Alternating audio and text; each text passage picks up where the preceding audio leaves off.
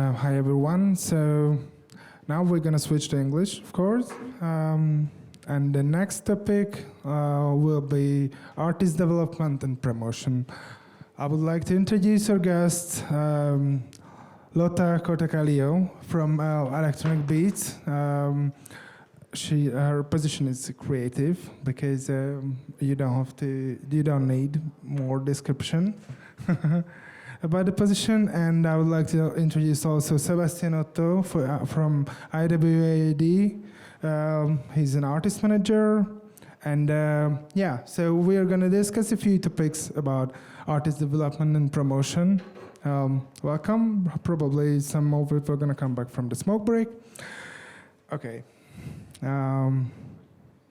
Let's talk a bit about the current situation of building up an artist. How do you guys would start to build up an artist? Where does the process start? How long does it take?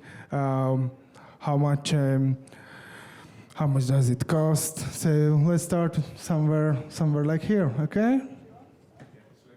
Yeah. Hello. Yeah, first of all, thank you for the invitation. My name is Sebastian. I'm an artist manager in Germany. Honestly, it's a huge question. It's a lot of questions in one. From my point of view, also in the company I work with, we always try to build up sustainable careers, which means, we always try to have longevity.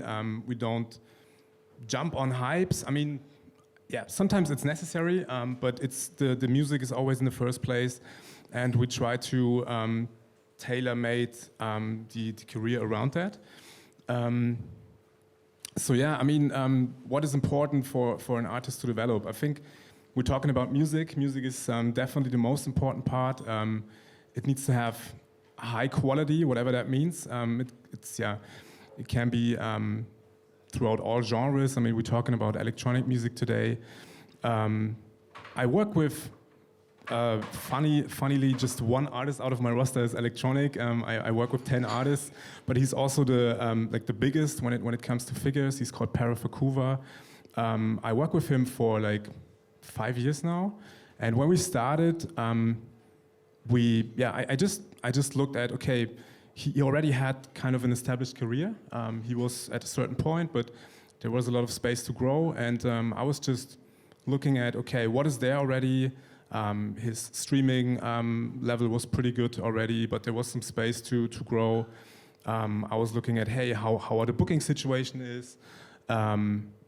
Is it the right agency? Do we play the right shows? Do we play the right territories? Is there also space to grow in this field? Also, a little bit the unromantic things like contracts and also the setup. Does he have a publishing company? Does he need a publishing company? And stuff like this. So I think I definitely talk from a management perspective, but if you are an artist, in first place you should think about what is my setup, what I want to reach, who I need to add to my team to reach these things, what can I do by myself. And I think this is a good starting point. And then attend events like this. Try to get knowledge from experts. I mean, the internet, you can basically find a lot of masterclasses for every aspect in the music industry nowadays, so it's pretty easy to teach yourself without even talking to people. I think this is the first starting point for an artist. Hola. Yeah, it's on. Hi guys, I'm Lotta, and I represent Electronic Beats here, so I work as a creative for the social channels, and I'm also a techno DJ myself. Just for me, I think, to answer your question, especially as a starting off independent artist, I think social media is a great way to reach your audience, and obviously your music is very important, but today it is also super important that you're on the socials, and if you don't enjoy making social media content, it can be a bit jarring, but if you really love your music and you want people to hear it, you just kind of have to accept that this is the game now. And it's also really cool because platforms like TikTok, actually, they allow you to get quite easily a lot of reach for your content, which can really help to get exposure for your music. So yeah, I would definitely recommend if you're an independent artist and not even working with an agency yet, just get on your social media channels and just post consistently. This is the most important thing. Like, it doesn't even matter so much what you post, or you don't even necessarily need super much innovation, because how the algorithms work, it's like there are a few content formats that everybody's doing, and you might think, okay, I need to do something different in order to stand out. It's not the case. Just watch what everybody else are doing. If you find one of them like not cringe to yourself, just start doing that. Do it 2 times a week, and the numbers will follow. Like, it's insane. I've seen this with every, also friends, artists, but also through electronic beats channels, is consistency over like too much, like trying to reinvent the wheel, for example. So some things on TikTok that we see work really, really well is just highlighting maybe a record that you have in your collection, or just posting a little mix of yourself, doing a mix of this, like things that everybody's doing. So for me personally, it kind of surprises me, because I would think like, okay, let's go out there, do something different to stand out. But no, you can just do what everybody else is doing, and it brings you the reach, which eventually then, if your goal is to get attention to your music, you will build an audience over time who will also discover your music this way. So it's kind of like a road around it. And it is, social media in this regard, it is nice because you don't need budget, or you don't need a team at the very start when you're just starting off and maybe you can't afford these things. And yeah, with consistency and like a little social media plan, you can get very far in the music game today, which is kind of funny because it doesn't have anything to do with your music at the start, but yeah. All right, so we have a lot of young artists here who just started their career. Imagine that they released their first song, and we would like to give them some advices. How long does it take to get their first international gig? What would you say? What they should prepare for? Yeah, it's also a very complex thing, I guess. It really depends on the music, I guess. I think if you work in a genre, or if you release a song in a genre which is pretty hyped at the moment, I think it's definitely easier to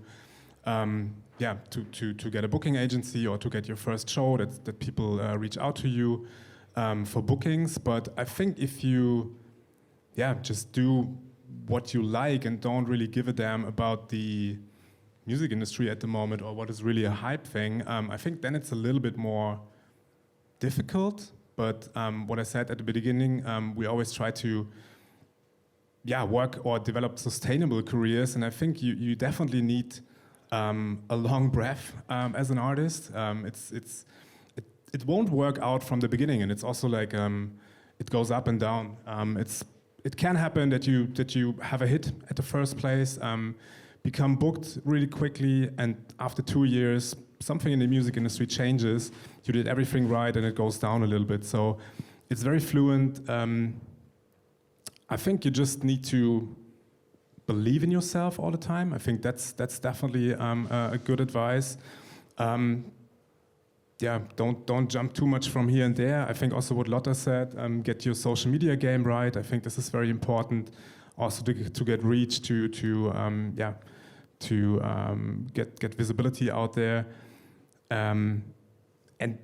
It really depends. It's not so easy to answer how to get your first show. I think people start working on your career, and people will reach out to you at some point. And it's also sometimes not the first goal to play shows. Sometimes it's a bit more, or it's a better advice to build up your streaming game a little bit more, your social media game, your artist brand in general, to develop your brand identity. You are a brand as a musician.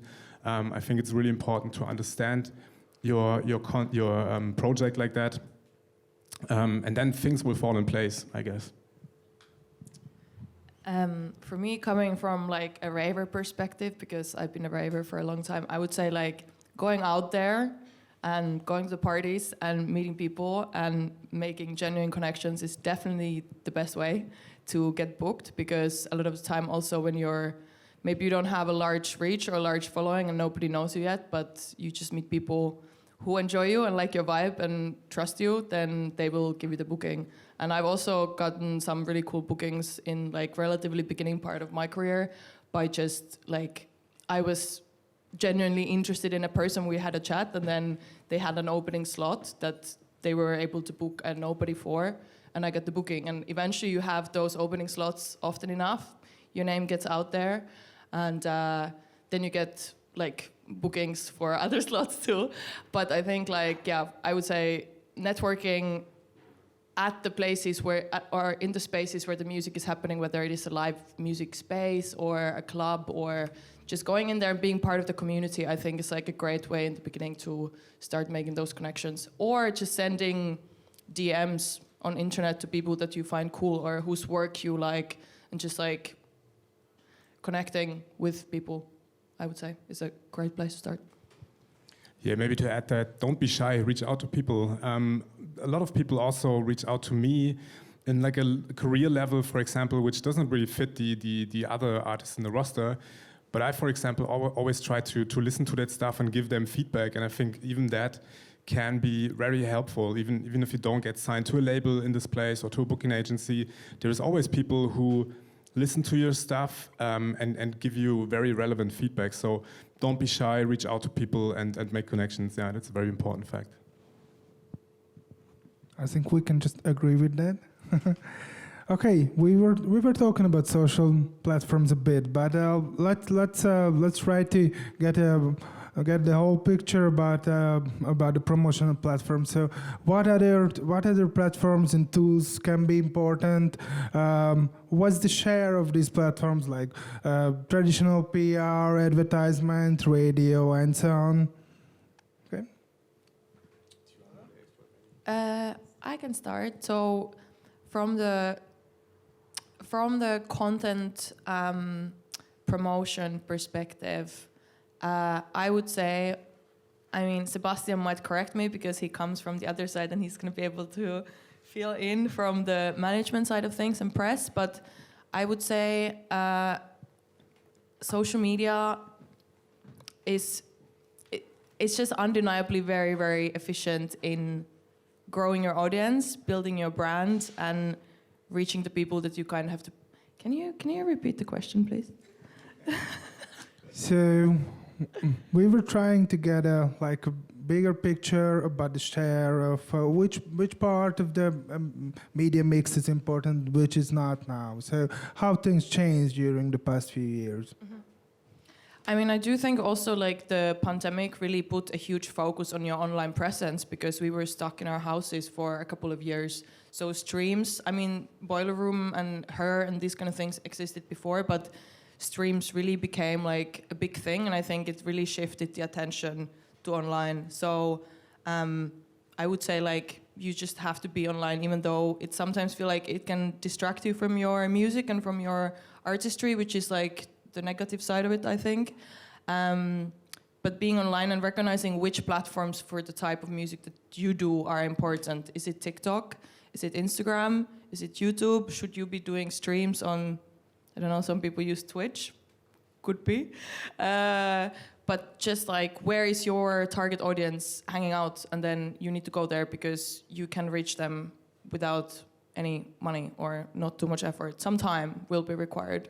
But yeah, I would say especially as a new artist, again, social media will work out for you. And then you will build yourself out to the point where somebody like Sebastian will start taking care of you and will connect you with things like press and all sorts of cool things.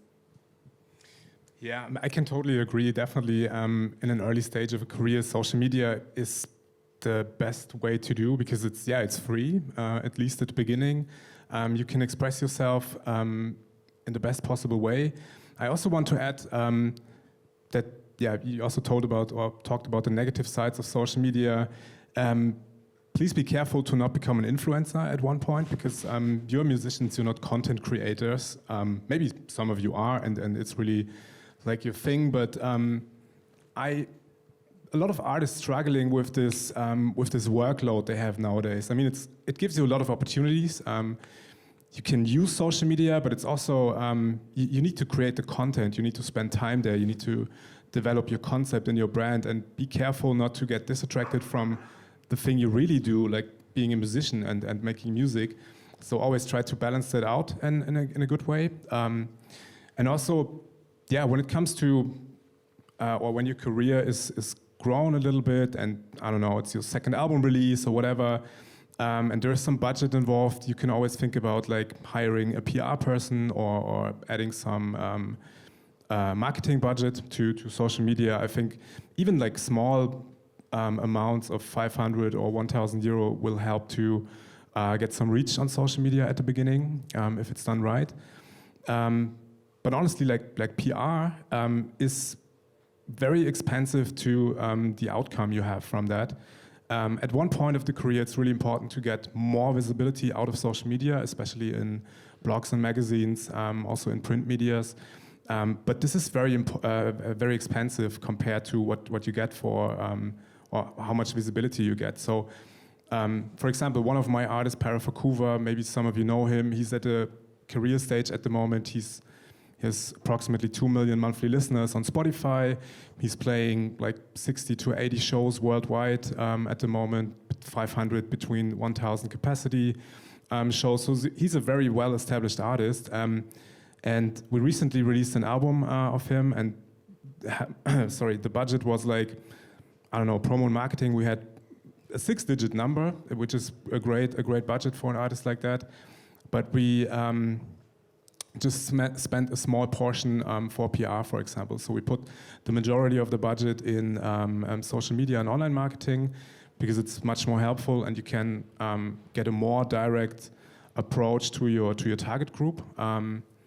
Yeah, so, but there's, besides of social media, there's other opportunities to present yourself, like blogs and magazines and stuff. But at an early career stage, from my perspective, it's not super important to put too much effort in this.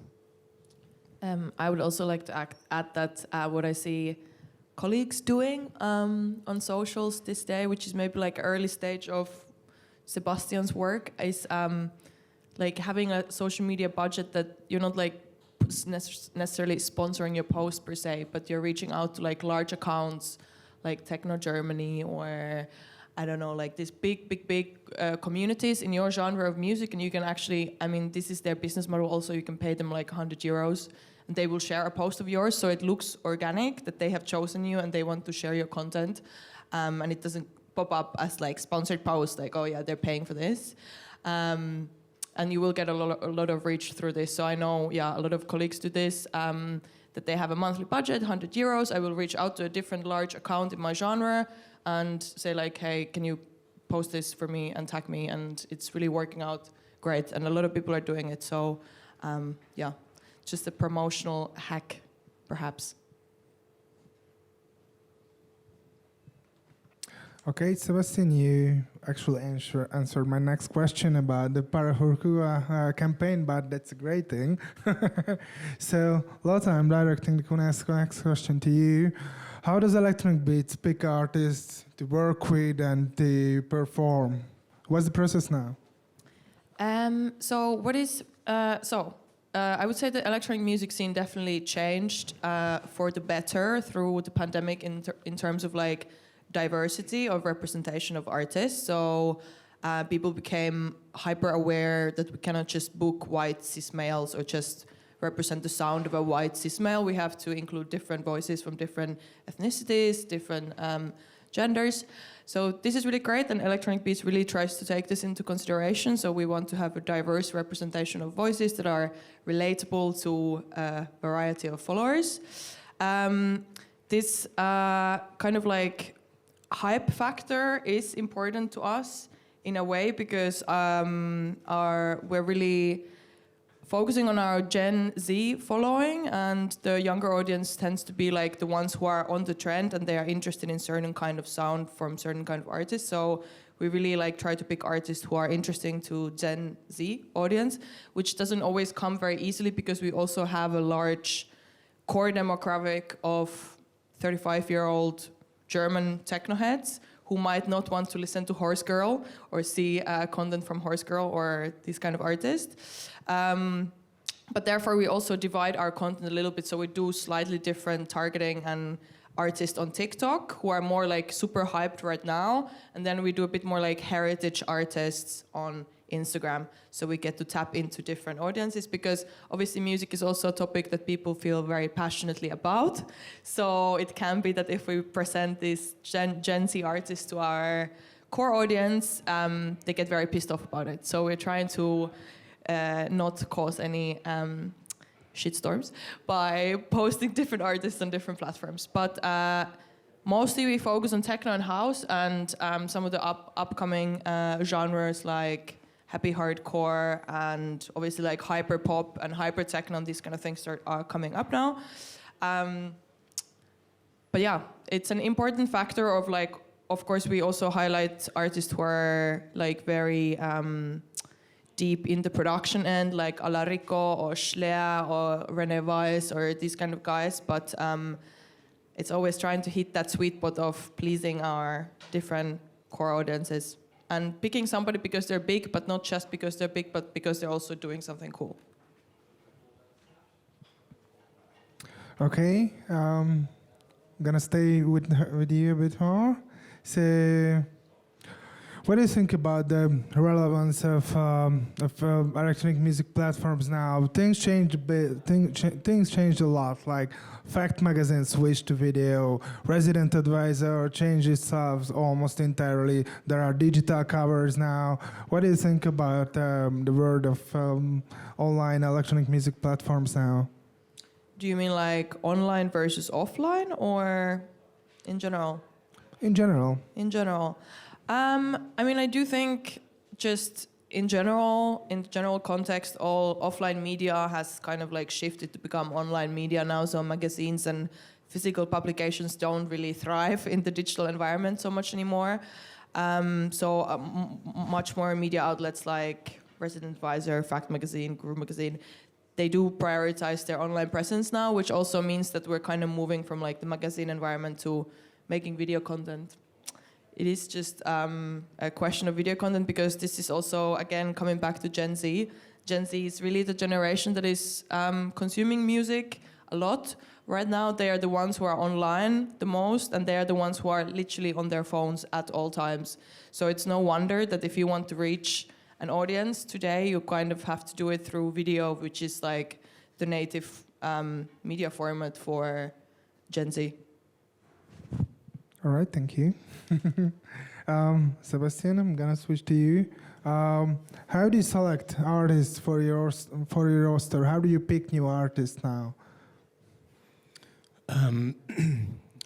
Also a good question. I think it doesn't matter how big they are, or I don't really give too much about numbers, because if you have a good artist or a good artist brand, they come naturally. So.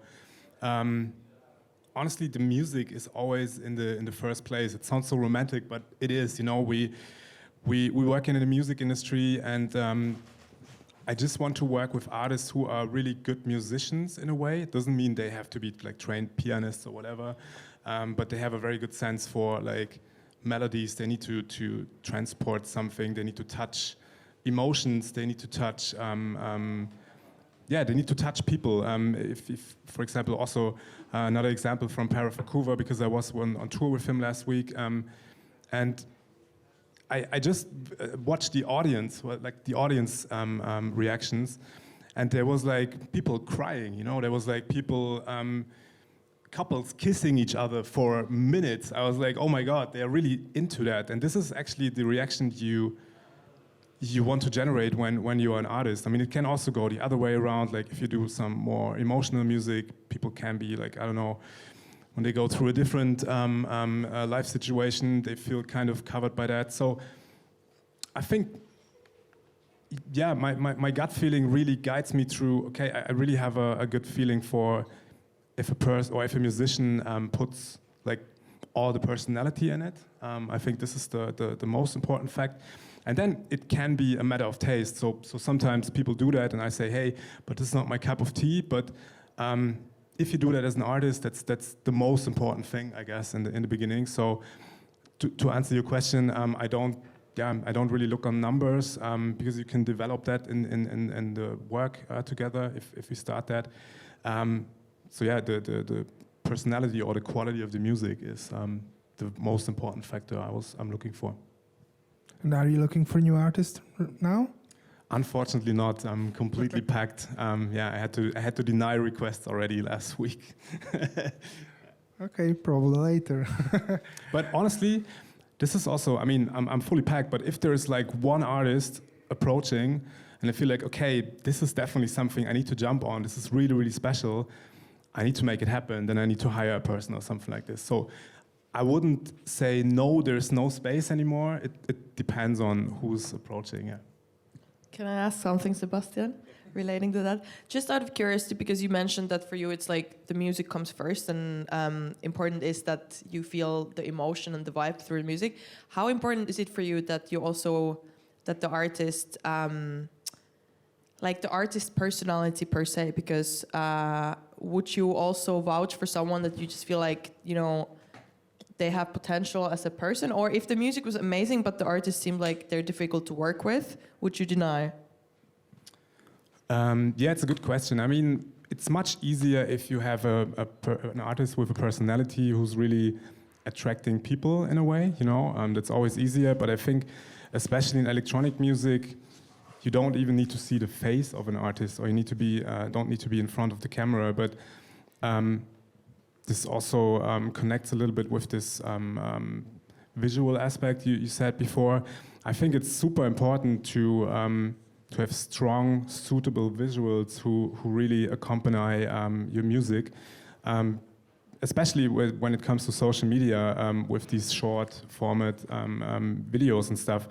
Also, like a fun fact for the Para Vancouver campaign, we also had like a decent budget for music videos, but we decided not to do like typical music videos, like 3.5-minute music videos, because it doesn't really fit in the music scene anymore, because people don't consume music like this. I mean, they stream on Spotify or whatever, but this is kind of more in the background. But if they really want to watch something, they go on TikTok or Instagram, and you don't need like a 3-4 minute video then. And we just spent the budget to, we created a lot of visual content and moving content, but it was more to transfer the vision, the story, the mood of the music, and not to have like, okay, we pick out one song which might be a hit or something and do a music video for that.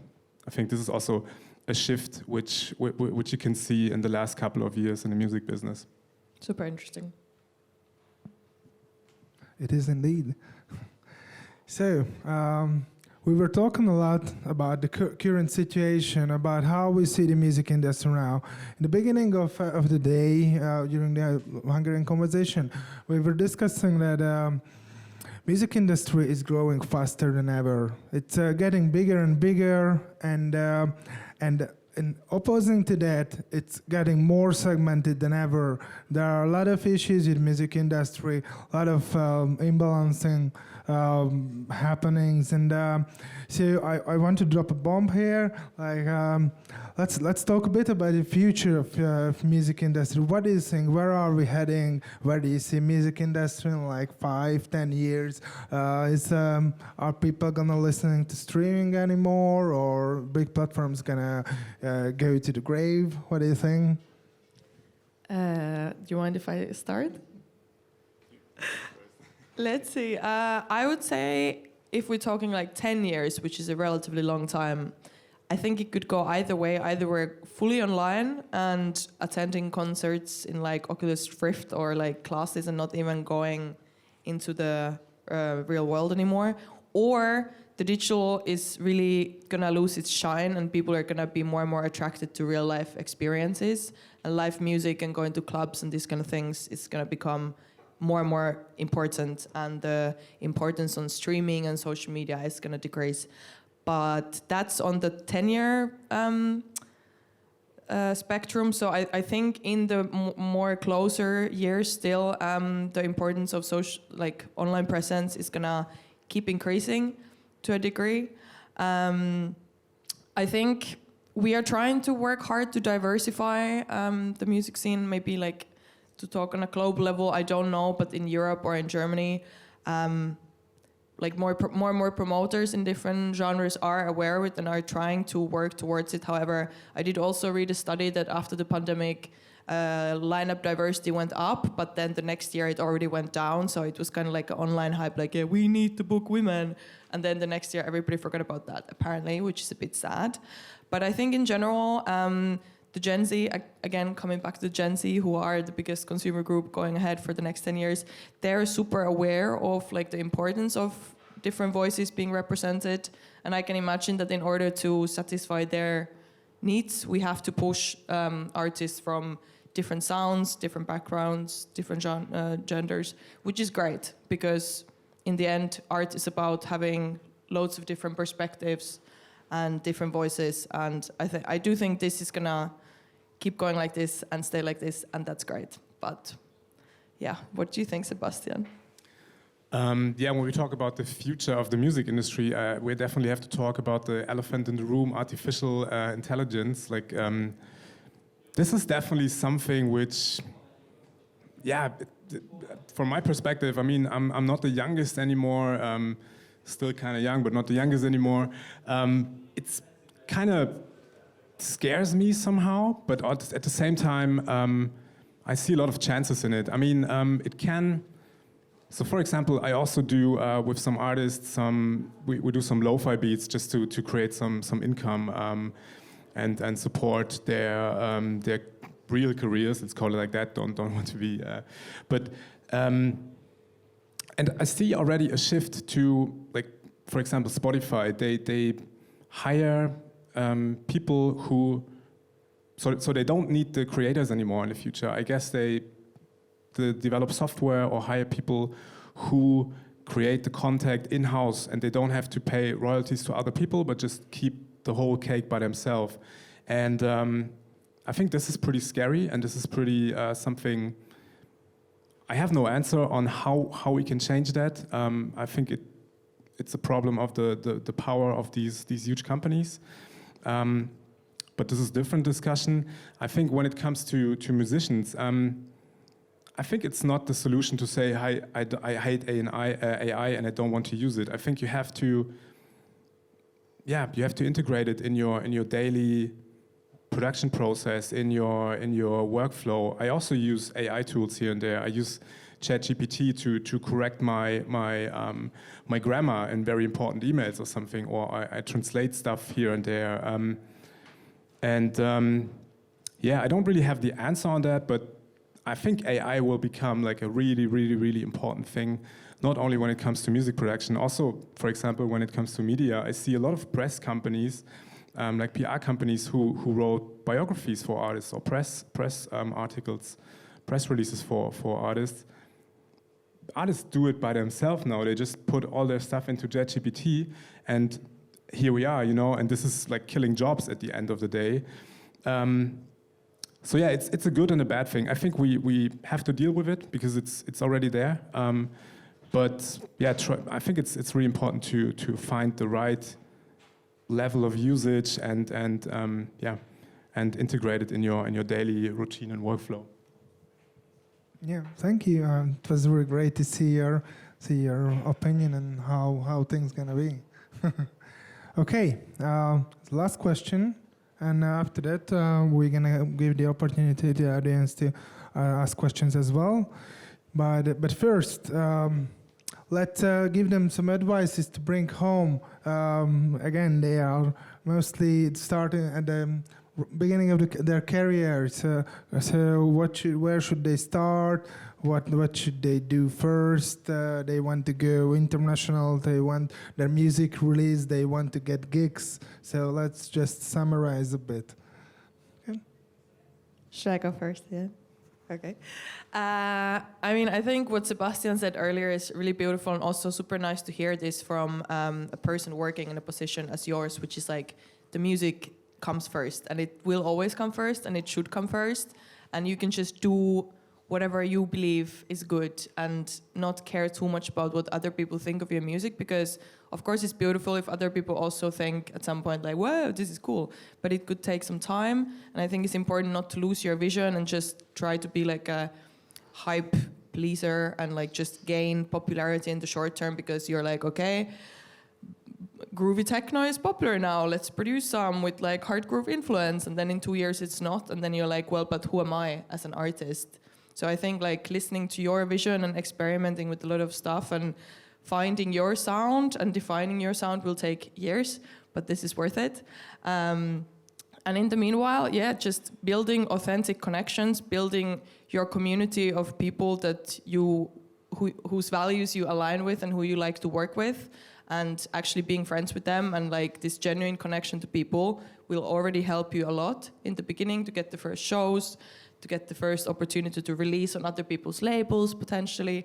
Of course, you can also start your own projects, like your own label, and release even other people's music if your music is not ready to be released yet. Just to like have those kind of like short-term projects that will satisfy you in the short term while you work towards your long-term goal, which is world domination. No, which is to get your music out there on a bigger scale. And yeah, for now, tools like social media will help you. Also, maybe you can also have fun making content for social. It doesn't necessarily need to be a jar. Maybe you enjoy talking about your favorite record.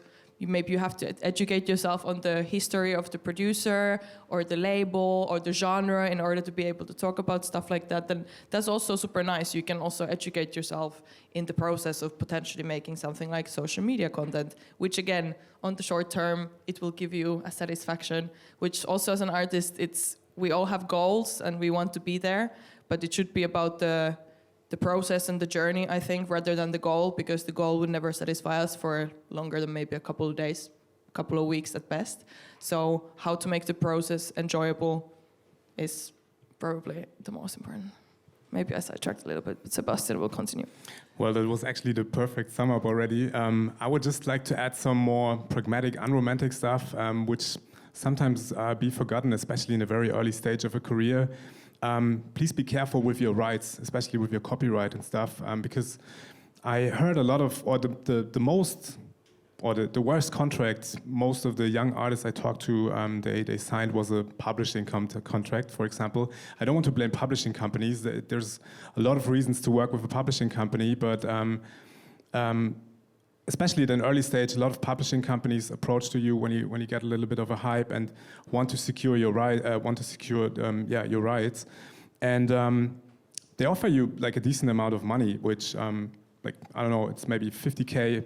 It's a huge amount of money, but you're stuck in a contract for like 5 years then, and they receive your rights for, they call it the legal protection period, which sounds pretty like artist friendly, but it's exactly the opposite, which means the rights remain with them like 70 years, 70 after your death, which basically means not even your grandchild will have something from these rights anymore. So this is just an example. Again, I don't want to blame on publishing companies or something, but please be very, very careful with contracts you sign.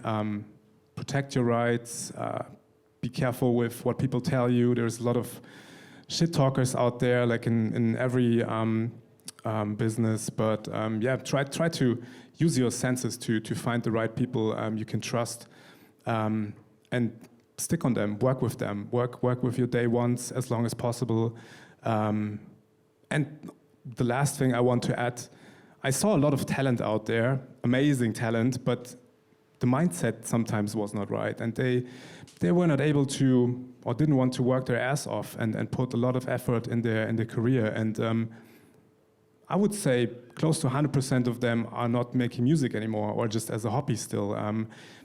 Talent is the one thing. There's a lot of talent out there, but what really makes a difference is your mindset and how you really want to become successful, whatever that means, and want to become an artist who can pay the bills with the music. I think this is maybe the last words. This is actually, I think, the most important thing besides of what Lotta says.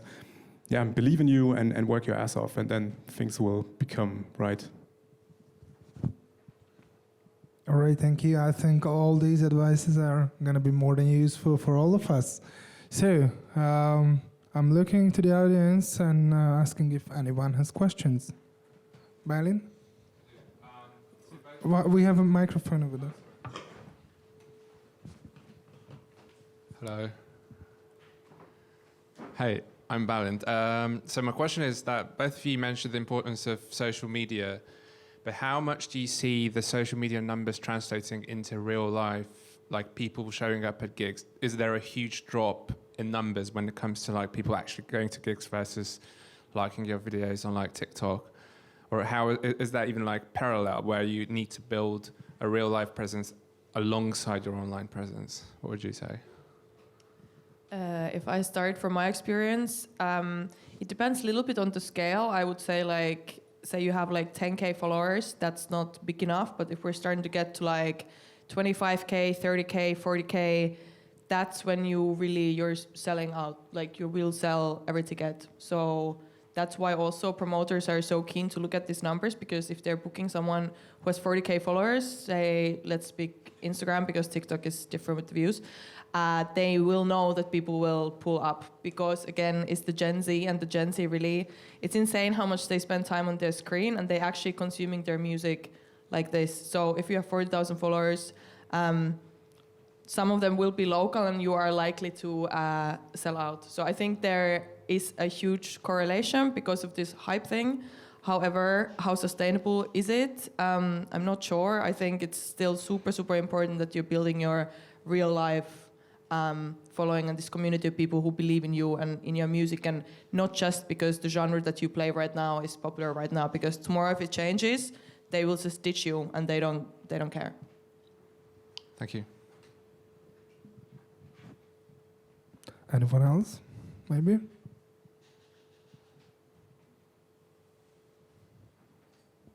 If we don't have more questions, then I would like to thank you guys to join us. And now we're going to have a lunch break. And after that, we will continue with the international booking topic, which is also really interesting. Okay, thank you. Thanks for having us.